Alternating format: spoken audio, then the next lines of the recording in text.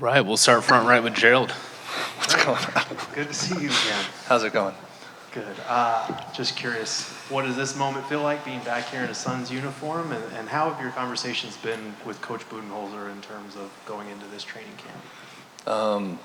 I mean, I can't really put into words what it feels like. I don't know.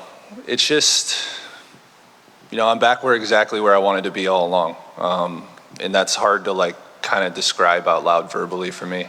I'm not good with my emotions sometimes, so I'm just gonna say it feels amazing. I love being back here, being back in this building, back with this organization. So many great people here, fans, media members, everybody who's kind of reached out, and I feel so much support here, and that's hard to explain. I haven't really had it anywhere else I go, so it's nice to be back feeling all of this again. Welcome back, Frank. Thank you. Yes, appreciate sir. it. I'm curious. Obviously, you're feeling great about it and everything, but you're trying to compete to stay on this team as well. So what's got to happen for you these next 2-3 whatever weeks so that you can solidify trying to land that spot here? I mean, I don't feel like I have to do anything extraordinary.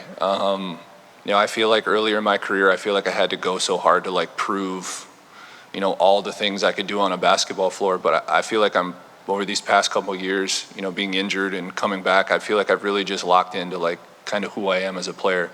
I don't try to do too much. I don't try to be something that I'm not. I'm going to go out there. I'm going to compete at an extremely high level. I'm going to try to space the floor, move the ball, play within a system. Kind of back to Gerald's question, that's been the majority of my conversations with the coaching staff is, being a guy that really can space the floor, move the ball, be a good screener, know where to go, play within a system. I know what I'm good at, and I try to highlight the things that I'm good at and avoid the things that I'm bad at. I feel like that's just a very simple way to put it. Frank, Kellen Olsen, Arizona Sports, good to see you. Good to see you too. What was playing overseas like? Take us through it. It was different. It was really different. 1 week you're getting married, and a couple weeks later you're having conversations about how you're going to move you and your wife all the way to Serbia because you want to continue and play basketball and have a guaranteed spot on a roster. It's just different. Good or bad, I don't feel like I know yet. I don't feel like that's fully played out yet. What those experiences are, what I learned over there and what I'll take with me. There's definitely some things I learned playing European basketball that I can take here with me.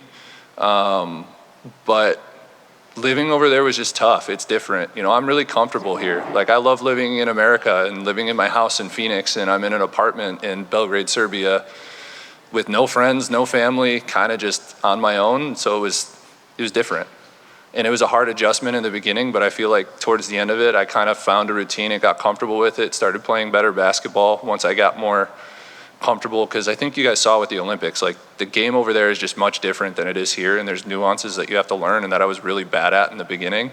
But as I got more comfortable and learned it, I feel like I had a good last half of our EuroLeague season. To your point, what were some of the nuances and how did they just sort of surprise you with the differences? Well, in the beginning, they call it travel on every play. Everything there is a travel. So it's the way, footwork has always been kind of my thing, and things that you can get away with here, you can't get away with there. So I struggled with overthinking everything I was doing in the beginning. But then just you kind of settle in and you kind of understand it and you start playing within the systems that they have there. It's a game that's definitely less focused on athleticism and highlight plays and more focused on execution and ball movement and player movement. So I think that's one of the things that I can kind of take with me. But it was good.